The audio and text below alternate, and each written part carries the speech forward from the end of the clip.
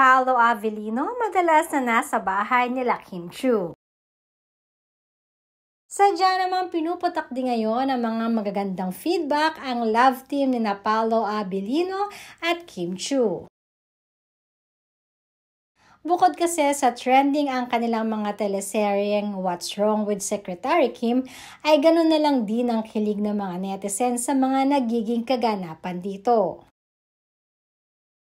Sa naging interview nga kay Paolo ay sinabi nito at inamin na madalas silang magkasama ni Kim from one teleserye to another teleserye.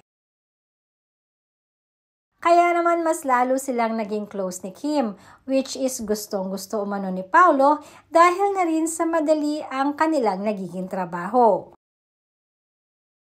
Hindi rin di umano niya ine-expect ang naging magandang pagtanggap sa love team nila ng mga netizens. Samantalang amin ding napag-alaman na madalas na nga itong si Paolong bumibisita ngayon sa bahay ni Kim Chiu.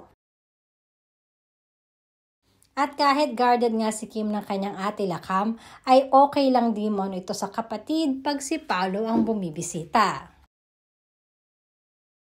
Madali ngang nakagaanan ng loob ni Paolo ang mga kapatid ni Kim, lalong-lalo na si Lakam.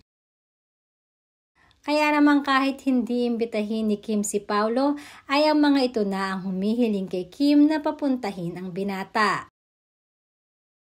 Lalo na kapag free si Paolo at walang taping, ay madalas nga di umano itong dumadalaw sa bahay ni Kim.